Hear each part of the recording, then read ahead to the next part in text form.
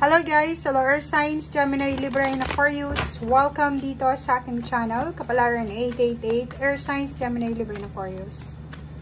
Ano ba ang messages, vibration, gabay energy para sa inyong lahat? Earth Signs, Gemini, Libra, and Aquarius weekend reading para sa inyong lahat guys.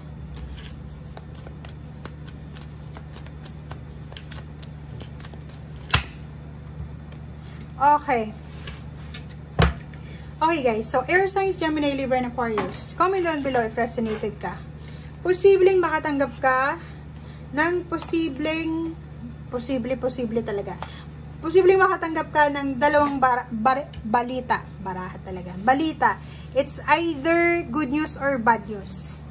Ang balitang itong matatanggap mo is pwedeng medyo magiging problematika, 'di ba? Regarding kung ikaw ay Earth Signs na meron ka pang magulang or meron ka pang lolo, lola, posibleng makatanggap ka ng hindi magandang news tungkol sa kanila, like may mga issues sila sa health or may mga pinagdadaanan silang hindi maganda sa kanilang emotional or financial.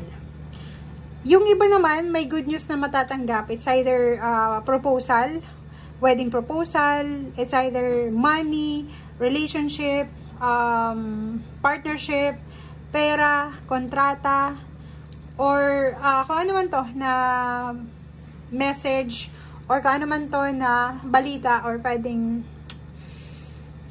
email, chat, or kung ano man to na galing sa isang tao na interesado sa'yo. Okay?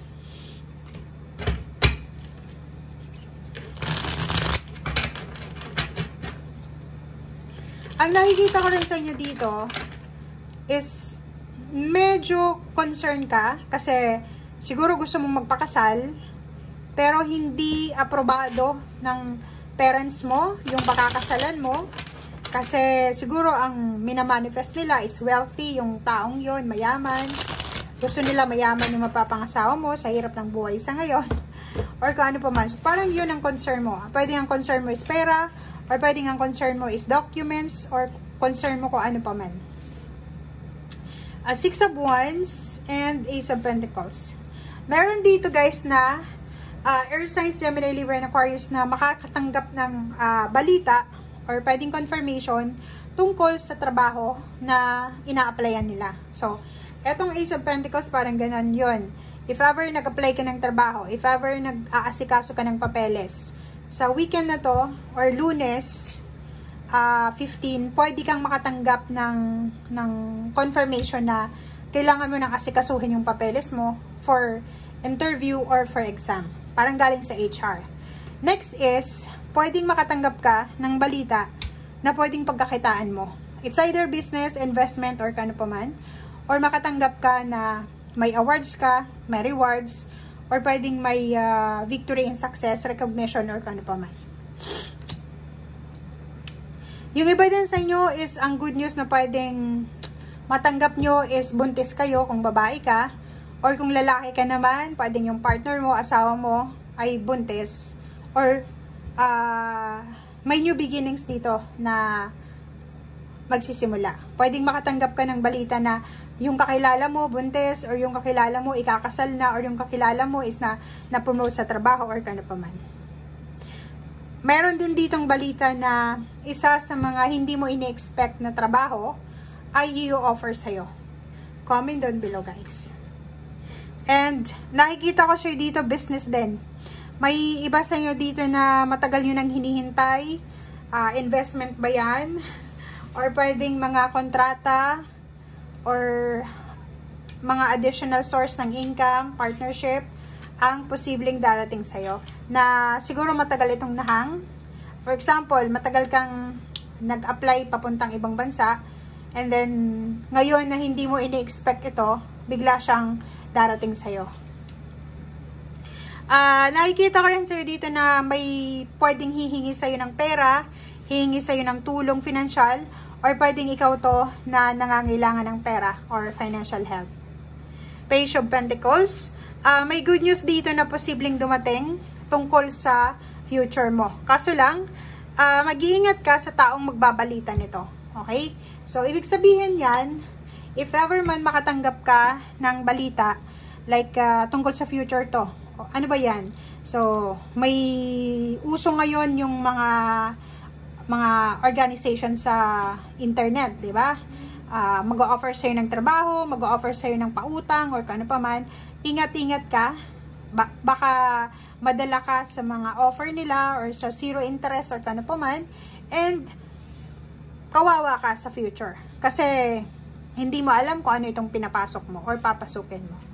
Okay, sa strand card, nakikita ko sir dito na physically, wala ka namang issue sa katawan mo. Physically. And financially, sinasabi ng barahan na may solusyon ka, may new beginnings ka kasi meron ditong impress. Marami kang bagong inspirasyon para kumita ng pera, para makuha kung ano yung financial satisfaction or emotional satisfaction na ninanais mo. Five of Swords, sinasabi ng baraha sa'yo dito na ano ka, victorious ka naman, wala ka namang parang, ano tawag dito, wala ka naman na inuurungan na laban, lalo na sa usaping pera, lahat gagawin mo eh. Sobra kang masipag, sobra kang madiskarte, so alam mo sa sarili mo kung ano yung kakayahan mo. So sa ngayon, nakikita ko sir dito na huwag kang mag-focus sa failure mo, yung past failure.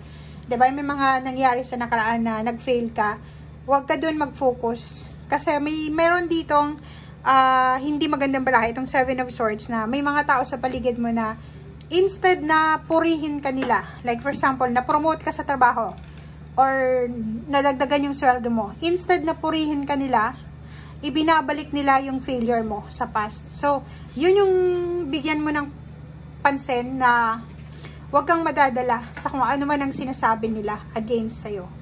'Di ba? Three of Swords, kasi masasaktan ka talaga.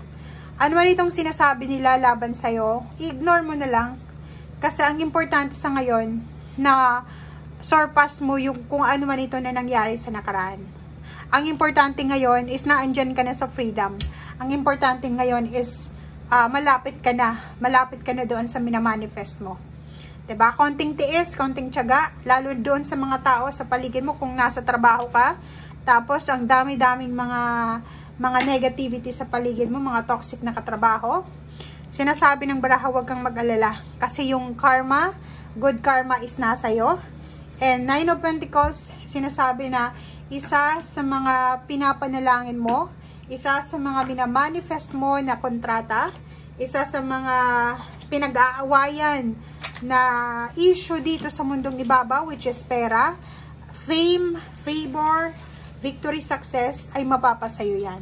Okay? So, temperance. May temperance tayo dito. So, konting tiis pa, konting tiyaga pa. Lalo sa mga taong kaharap mo everyday.